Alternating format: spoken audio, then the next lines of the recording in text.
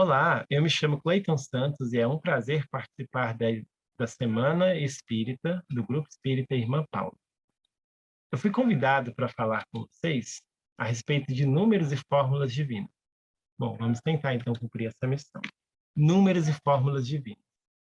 Bom, eu não sei o número de Deus, tá? Não adianta me pedir, porque eu não tenho o número de Deus. Então, a melhor forma da gente falar com ele é pela oração.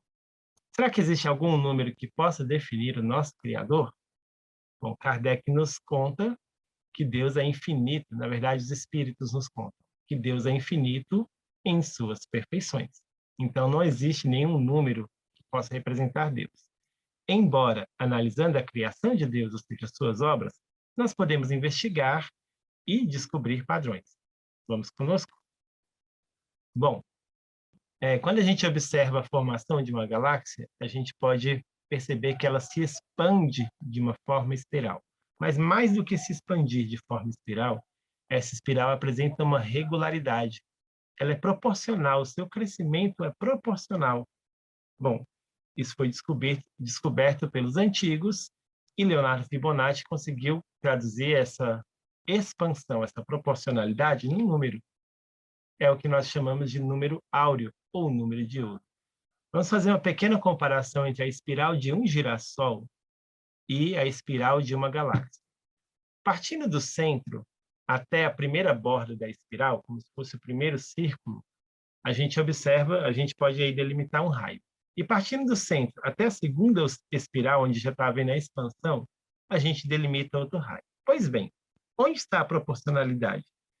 Se nós fizermos uma divisão entre o raio maior e o raio menor, nós vamos encontrar o valor áureo, que é 1,618.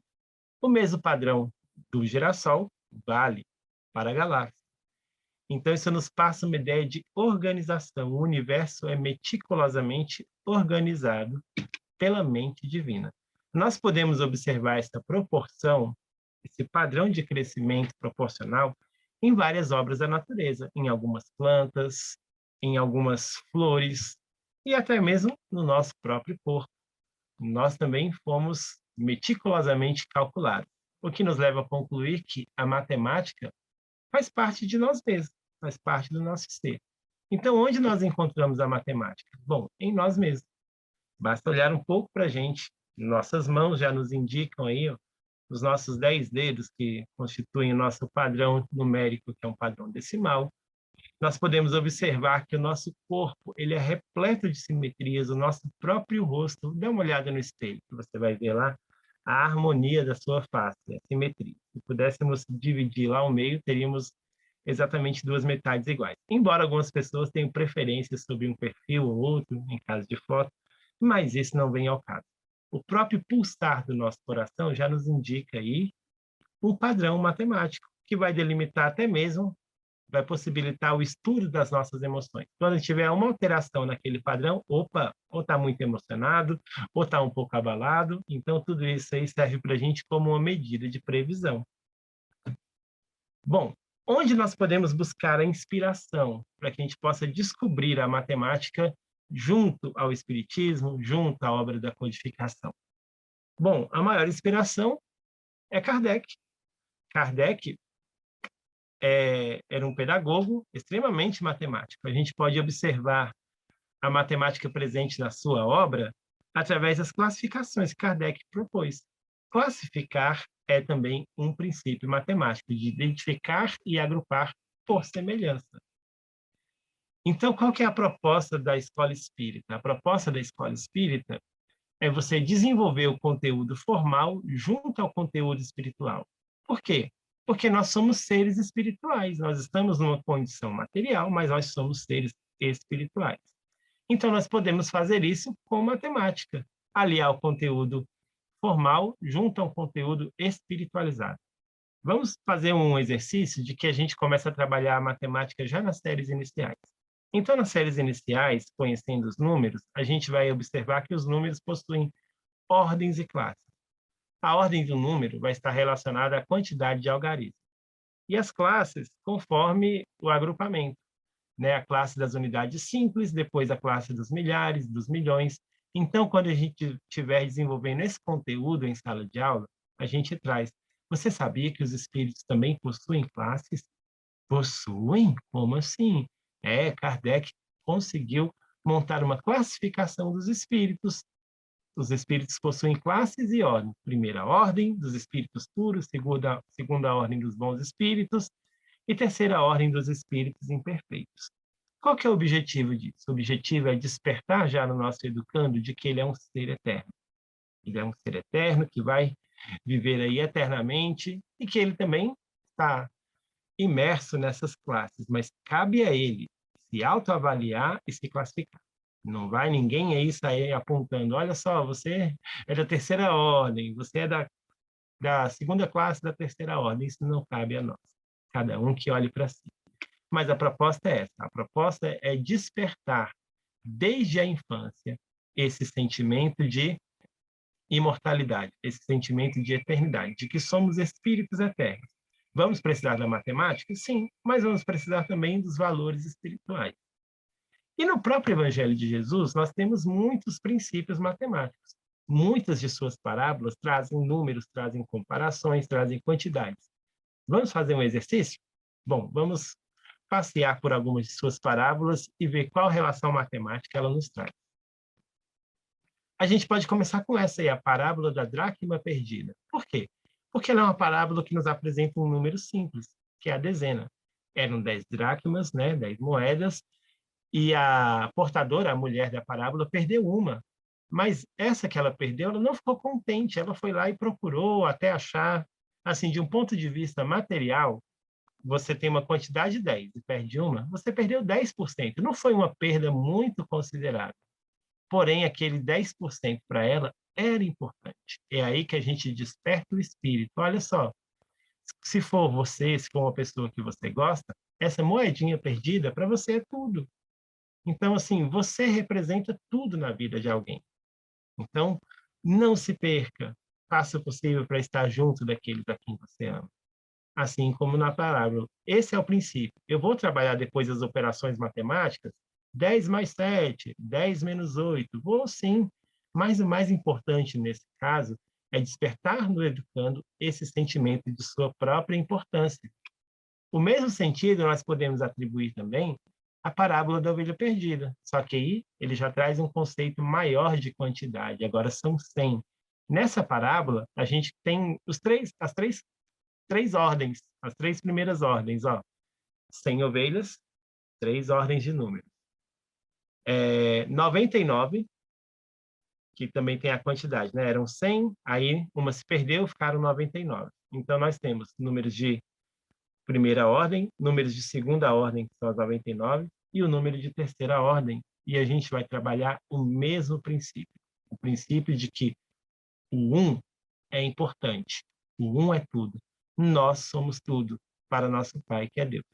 Nós somos tudo para o nosso pastor, que é Jesus. Mesmo ele tendo as 99, olha só a profundidade desse ensinamento.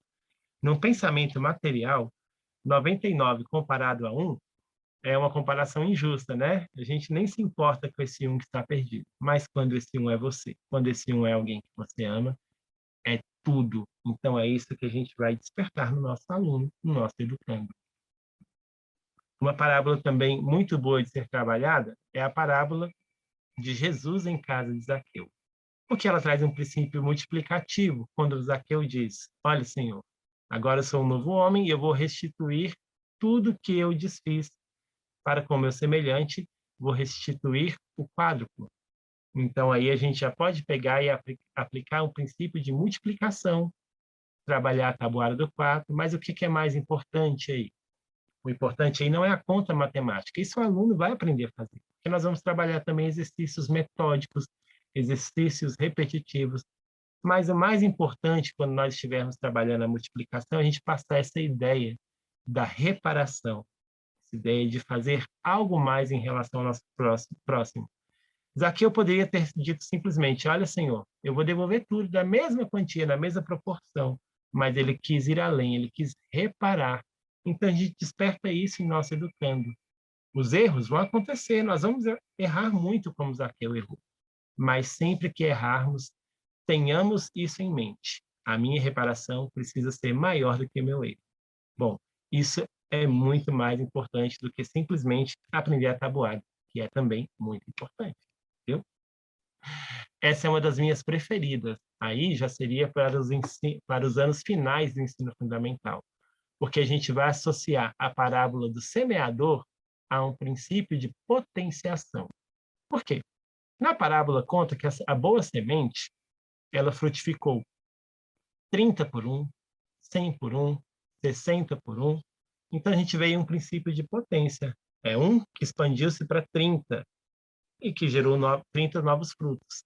Se esses frutos seguirem o mesmo padrão da semente original, cada fruto vai produzir 30 e assim exponencialmente um crescimento. Então a gente associa a parábola do semeador com o raciocínio da potência. Então, e aí a gente desperta. Qual a maior potência do universo? A maior potência do universo é Deus. Está lá entre seus atributos. Deus é onipotente. A gente pode trabalhar o valor da base. Olha só, mesmo aquela semente que tinha o menor valor, que é de 30, se a gente pensar, eram 30 que vão produzir mais 30, e mais 30, mais 30, e assim sucessivamente, isso pode nos mostrar a força que tem as boas ações, a força do bem, que seja uma só, aquela ideia do filme A Corrente do Bem, que é o passe adiante. Então, começou com o pequeno, que se expandiu de 3 em 3, e cada 3 passando para mais 3, e assim a gente transforma o mundo, através das pequenas ações. Só que Jesus nos propôs um desafio maior. A semente que produzia menos, produzia 30, que já é uma grande produção no bem. Já pensou a gente conseguir desenvolver 30 virtudes? Talvez seja um dos nossos desafios. Produzir 30 frutos. É um que produz 30. Então, a gente trabalha aí a potenciação. Então, é possível, a ideia é de que é possível a gente associar o conteúdo formal junto a um conteúdo espiritualizado. E para encerrar, nos anos finais, a gente também faz um pequeno estudo sobre funções, assim como no ensino médio. E aí a gente vai ter o plano cartesiano, né, para que a gente possa traçar os nossos gráficos. E lembremos-nos daquela da conversação de Dona Laura e André Luiz no livro Nosso Lar, onde ela faz aquela comparação entre o homem e a mulher. A mulher seria o eixo Y, mais voltada para os valores espirituais. O homem, o eixo X, mais voltado para os valores materiais. Não necessariamente, é porque ao homem, devido à sua condição física, foi destinado, em princípio, a tarefa de prover o lar. Mas aí a gente pergunta ao aluno: e você? Você vive em função do quê? A gente usa o próprio conteúdo para despertar nele essa autoanálise de o que ele está fazendo, o que ele está produzindo. Você vive em função de quê? Para onde está apontado o seu progresso? Para o plano espiritual? Somente para o plano material? Qual que é o ideal? O ideal é que a gente consiga um ângulo aí em que possa nos permitir ser do mundo, como diz lá no Evangelho, viveis no mundo, né? Como os homens de seu tempo. Ser do mundo, porém ascender. Se a gente pegar essa reta que está paralela ao X e fizer uma inclinação, ela também vai ascendendo, sem deixar de lado as questões materiais, que são também importantes devido à nossa condição. Bom, essa era a ideia, é apenas uma provocação.